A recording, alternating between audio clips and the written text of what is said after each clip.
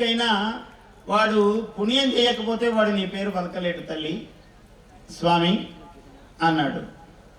ఎందుకు అమ్మా నీ గొప్పతనము అంటే శివుడే ఇట్లాంటి వాడు అన్నాడు. అప్పుడు కానీ మనకు అర్థం కాదు. ఏమయ్యా శివుడు, శివా నీకు నమస్కారం అన్నాం అనుకో, ఆయన చెయ్యి ఎత్తి ఇలా ఆశీర్వచనం అనాలి, నీకు అనుగ్రహం రా అనాలి. ఇలా చెయ్యి ఎత్తాలంటే ఇక్కడ అమ్మవారు ఉండాలి. శివశక్త్యాయుక్త యది భవతి శక్త ప్రభవితం చెయ్యి, ఇట్లా ఉన్న చెయ్యి ఇలా ఎత్తాలంటే ఇక్కడ అమ్మవారు కూర్చోవాలి వచ్చి, అప్పుడే చెయ్యి ఇలా అనగలుగుతాడు. నువ్వు లేవనుకో తల్లి, ఇక్కడ ఆయన చెయ్యి ఇట్లే ఉంటుంది. ఏవి స్వామి ఎంత కొలిచినా చెయ్యి ఎత్తడే ఆశీర్వదించడే అని అనుకుంటాం మనం. ఏమి రహస్యం చెప్పారు శంకరుల వారు, ఆదిశంకరులు.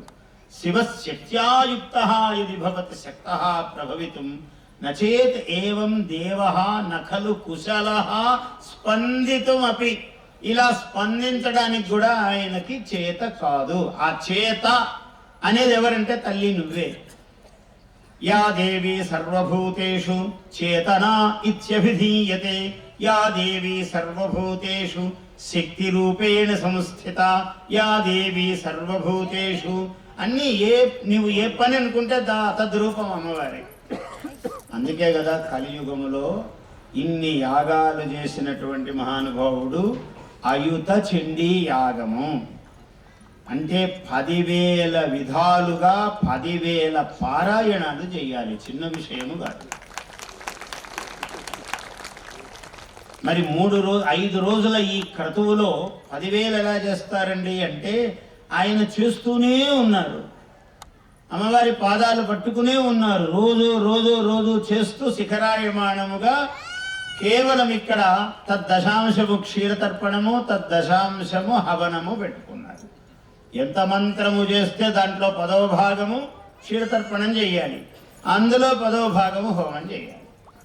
ఇది చాలా గొప్ప ప్రక్రియ. హోమము అనేది, హవనం అనేది మానవుణ్ణి ఉద్ధరించేటువంటి ఒక గొప్ప ప్రక్రియ. దేవాన్ భావయత అనేన తే దేవా భావయంతు అహా అన్నాడు. ఈ ఇద్దరు దధతుర్భువనద్వయం అన్నాడు కాళిదాసు. ఈ రెండు ఆకాశములో ఉన్నటువంటి ఇంద్రాది దేవతలు నేల మీద మన రవీంద్ర శర్మ గారి లాంటి మహాత్ములందరూ నిరంతరము యాగం